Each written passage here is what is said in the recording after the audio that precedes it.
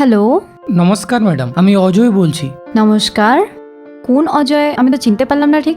আমি অনলাইনে আপনার বাড়ির অ্যাড দেখেছিলাম, বলছিল যে আপনার বাড়িতে একটা রুম খালি আছে আর আপনি ওটাকে ভাড়াতে দিতে চান। হ্যাঁ, আমি রেন্টে দিতে চাইছি, বাট ওটার রেন্ট কিন্তু 5,000 টাকা লাগবে আর কারেন্ট বিল আলাদা হবে। আচ্ছা, কোনো ব্যাপার না, আমার সব চলবে। তো এখন আমি রুম দেখতে আসতে পারি? না, আপনি এখন আসবেন না। অ্যাকচুয়ালি আমার হাজব্যান্ড নাইট ডিউটি করে, তো উনি এখন ঘুমাচ্ছেন। তো আপনি একটা কাজ করুন, আমি আপনাকে অ্যাড্রেস সেন্ড করছি, আপনি দুপুরে পরে আসুন। ওকে, ঠিক আছে ম্যাম, কোনো ব্যাপার না। আপনি আমাকে অ্যাড্রেস সেন্ড করে দিন, আমি দুপুরে চলে আসবো। ওকে, আমি আপনাকে অ্যাড্রেস সেন্ড করে দিচ্ছি। Okay, bye. Okay, bye.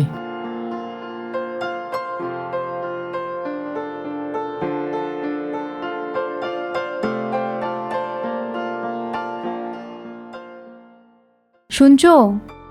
শুনছো? কি হলো?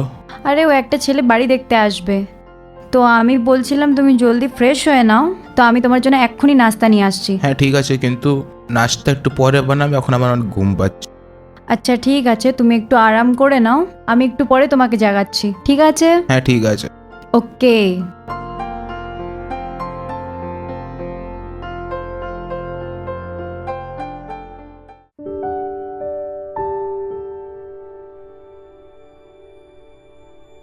নমস্কার ম্যাডাম। নমস্কার। আপনি কে? আমি ঠিক আপনাকে চিনতে পারলাম না। আরে আমি অজয়, আমাদের কথা হয়েছিল ফোনে রুমের সম্বন্ধে। আচ্ছা, ও মনে পড়লো। আরে আপনি বাইরে কেন? প্লিজ ভেতরে আসুন না, আমি আপনাকে রুম দেখিয়ে দিচ্ছি। Thank you madam.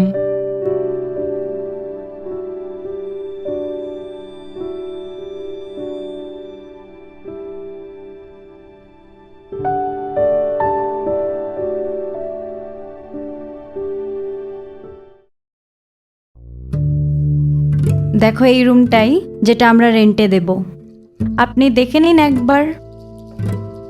হ্যাঁ ম্যাডাম।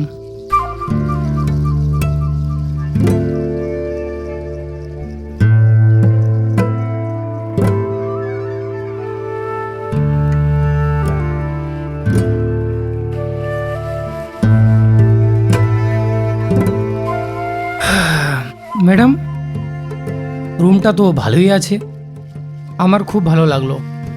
এমনি দেখতে গেলে রুমটা খুব বড় আছে আর খুব সুন্দরও। এই বাড়িটা আপনার? না না, এই বাড়িটা আমাদের না, অ্যাকচুয়ালি আমরা এই বাড়িতে রেন্টেই থাকি। এই রুমটা খালি পড়েছিল, তো আমরা ভাবলাম এটাকে ভাড়ায় দিয়ে দেওয়া যাক।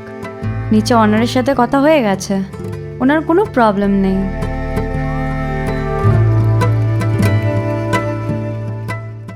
কিন্তু আমার প্রবলেম আছে।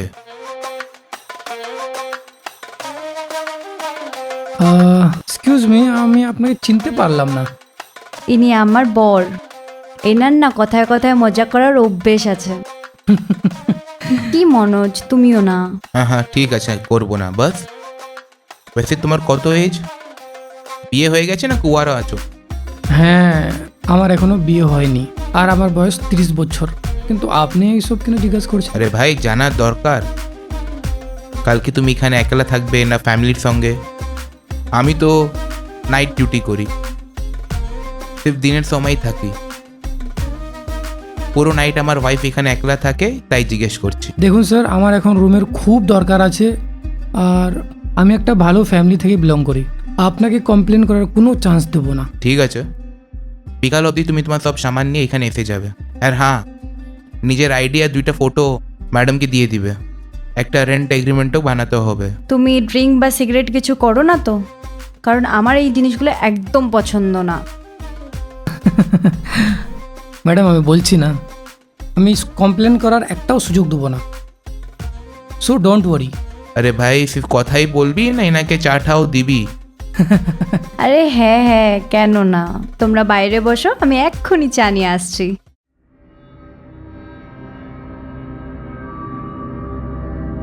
রুমটা ভালো লাগলো না? রুম খুব ভালো আছে আর আমাকেও খুব ভালো লাগছে। ঠিক আছে, চলো বাইরে বসে কথা বলি। হ্যাঁ শিওর। হ্যাঁ, আফটার ইউ। হুম।